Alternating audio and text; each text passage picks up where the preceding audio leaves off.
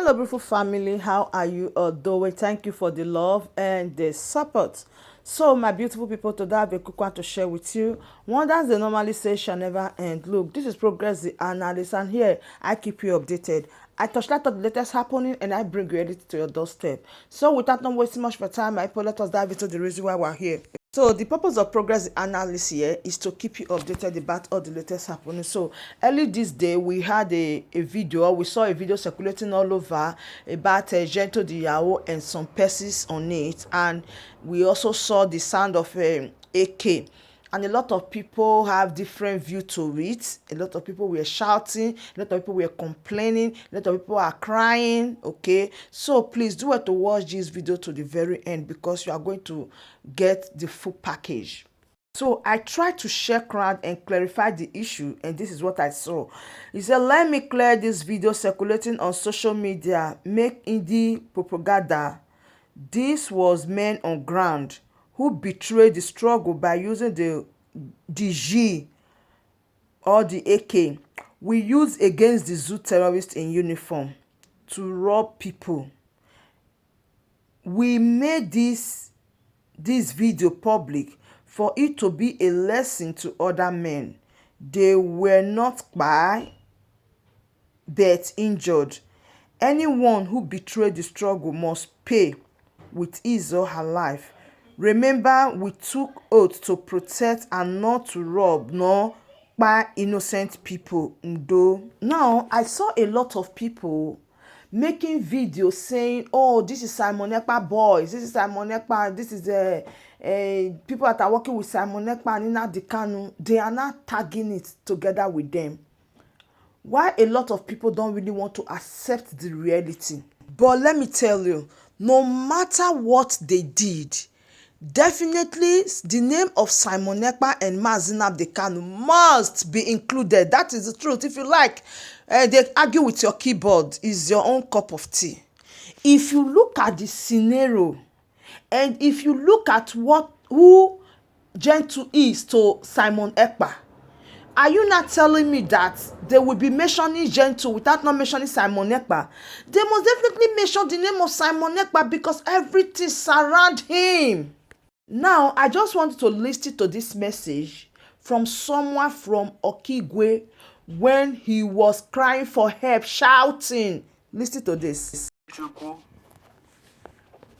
amụrụ m n'ụmụ anụ dị n'ime akụ n'ime Okigwe, Imo steeti nke Nigeria. Abụ m onye akụ. Achọrọ m iji ohere a mee ka ụwa niile ghọta, mee ka ndị Nigeria, ndị Imo steeti, ndị Okigwe, ndị ụmụlọlọ, ndị nna atọ na ndị agbata obi ndị akụ niile were mata na o nwere eziokwu nke zoro ezo, nke ndị mmadụ na-amaghị, nke butere ji nwee ọtụtụ echiche dị iche iche nke megidere ndị akụ. Ya mere, geenụ ntị ka nkọwa nke mere, n'ihi na abụ m onye akụ. O nwere otu nwa okorobịa a na-akpọ Gentle Diyawo. Gentle Diyawo wụ nwafọ amụrụ n'ala Ụmụ Ekegwu. Ụmụ Ekegwu dị n'ime Amorie nke dị n'ime akụ nke Okigwe n'Imo steeti Nigeria. Nwa amadi a na-akpọ Gentle, ezigbo aha ya wụ Ifeanyi Chukwu. Aha mma ya wụ Anna. Aha papa ya wụ Okorie Nta Eze, nke echiri Okpegbuo were mara n'ihi papa ya na-ezu ohi. Mgbe ọ na-Enugu, ohi o zuru mere eji chefuo na aha ya wụ Okorie Nta were akpọ ya Okpegbuo onye ozi iri. Ọ bụrụ na o zuru ihe gị, ya ekpegbuo gị wee napụ gị ihe gị. Nke a bụ nke bụ eziokwu. Na Ifeanyi Okpegbuo nke eji Gentle Diyawo were mara bụ nwafọ akụ. achọrọ m ime ka unu mata otu ya bụ mmiri si baa n'opi ụgbọgịrị.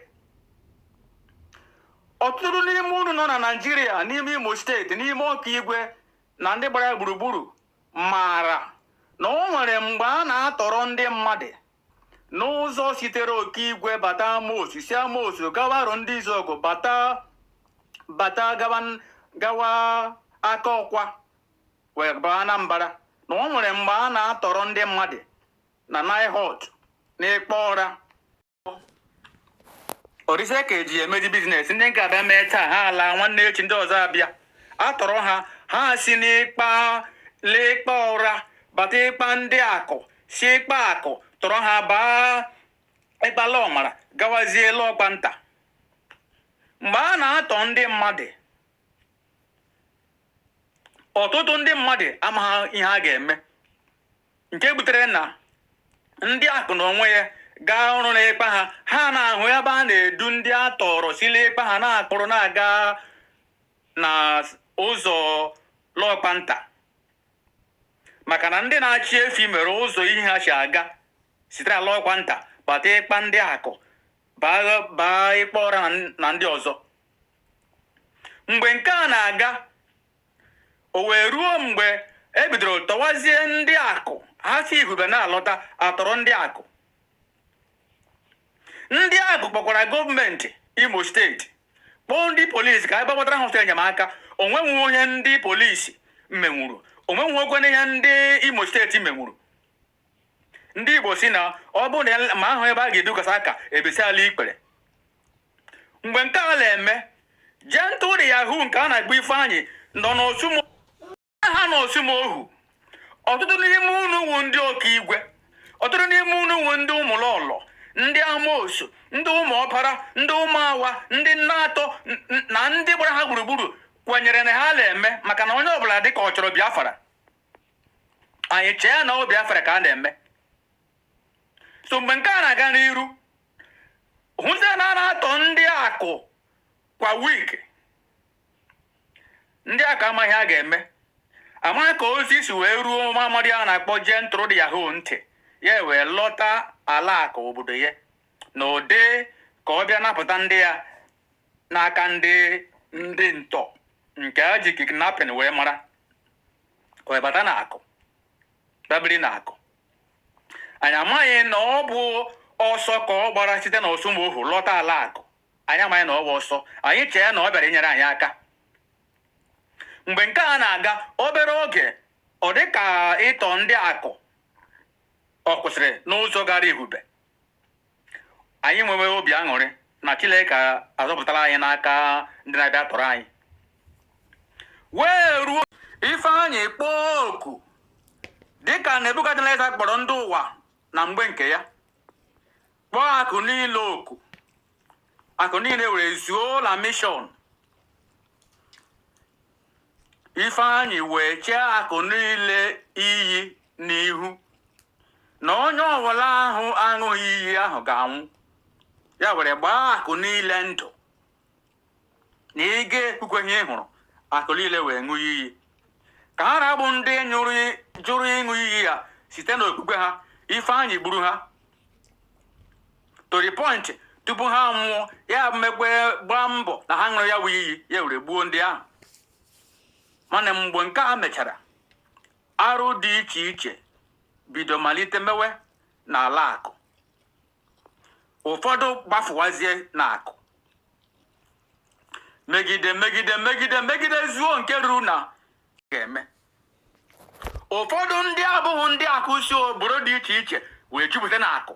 Ndị so esi Osumohu na-abatazi akụ, ndị sikwa obodo ndị ọzọ na-abata akụ. Ivu egbe wee karịa. Ụmụnne m na-ahụlanị na onye vu egbe na onye gba aka abụghị ofu. Ikwuo ọnwụ, ikwughe ekwu ọnwụ, ọsọ wee taala akụ. Mgbe nke a mere, Ifeanyị wee malite mewezi arụ dị iche iche, mewe mpụ dị iche iche, nke anya ndị ụfọdụ n'ime anyị nọ n'akụ hụrụ, kama onye kwen ga-ekwu n'ihi ikwuo gaa mmụọ.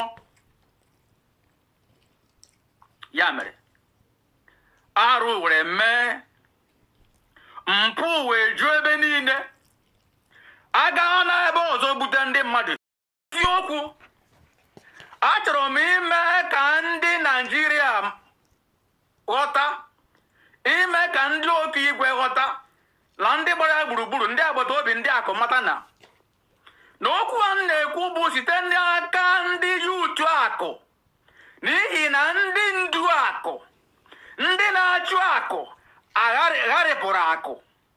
Ọwụ akụ Youth Restoration Movement na-ekwu okwu a. Okwu a bụ n'aha ndị akụ Youth Restoration Movement, n'ihi na anyị echeela ka ndị na-achị akụ welite olu, nke mere ọtụtụ ndị chere na ọwụ ndị akụ na Ifeanyị so aga. Ụmụnne m, ndị akụ ahụ shiela anya n'aka Ifeanyị.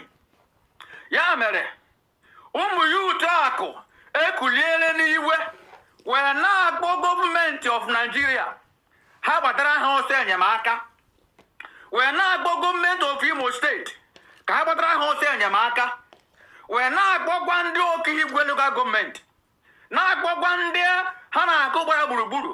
Onwe ụzọ a ga-etinyere akụ aka, biko nusi mewe, maka na agwọ abaala n'akịrịka. Ifeanyị were aka na abụ jide flag Biafra, were convince ọtụtụ ndị mmadụ nke gọọmenti so n'ime ya, were bezie n'azụ flag Biafra o bu.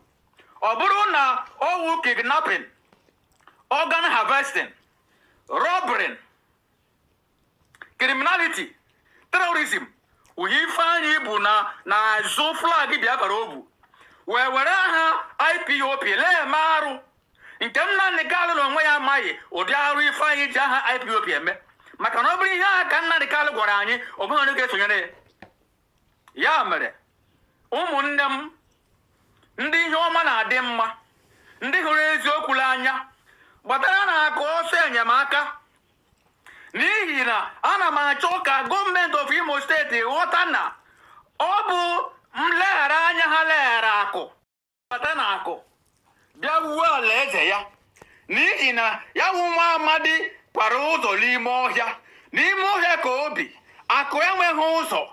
Ya mere ha ji nwee ikikere na akụ, nke kpatara na asịgodo ori na ndị gọọmenti achọrọ ha bata n'ime akụ, onweghị otu ha si abara ha n'ihi ọhịa karịrị akarị. Ya mere gọọmenti of Imo steeti, Okigwe local gọọmenti, the senators of Imo steeti, ndị ihe a na-ewute, biko na gbatara na anyị bụ ndị akụ ọsọ enyemaka, maka na ndị akụ Ifeanyị gburu egbu karịrị ndị mba ọzọ Ifeanyị gburu. Ya gbuo oge ya si na-ewesabo. Ifeanyị na-egbu nwata, Ifeanyị na-egbu okenye, Ifeanyị na-egbu nna, Ifeanyị na-egbu nne. Ifeanyị okpegbu o metarala ala akụ, ọnụ apụghị ịkọcha ya. Ya mere ana m akpọ ndị niile bụ ndị isi okpokpo n'Imo steeti, biko na gbatara na akụ ọsọ enyemaka, maka na otu ọ dị ugbu a anyị amaghị ihe anyị ga-eme. Anyị bụ ndị yuutu akụ kwere nkwa na onwe ụzọ anyị ga-esi nyere gọọmenti Imo steeti aka ma ọ bụ gọọmenti aka. Biko anyị bụ ndị yuutu kwere nkwa na anyị ga-eme nke a. Biko nu gbatara anyị ọsọ enyemaka, maka na ya bụ ihe akarịgo. Ndị Igbo si na ọ na-awụ ihe karịa atụọ ya aka. Anyị bụ ndị yuutu bụ mgbada na-eti mkpu n'oke olu, abụ na ihe eji anyị aghala anyị, kama ọ bụ na ka ndị ụwa nụrụ olu anyị, maka na ya nwe ihe akarịala. Ya nwe ihe akarịala.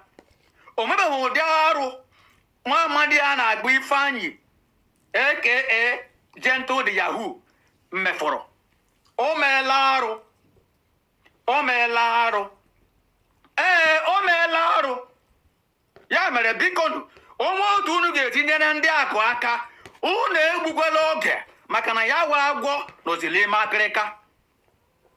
Gbata na okpiri, butenụ mma ka anyị kụgbuo ya wa agwọ tupu ya emebie obodo a.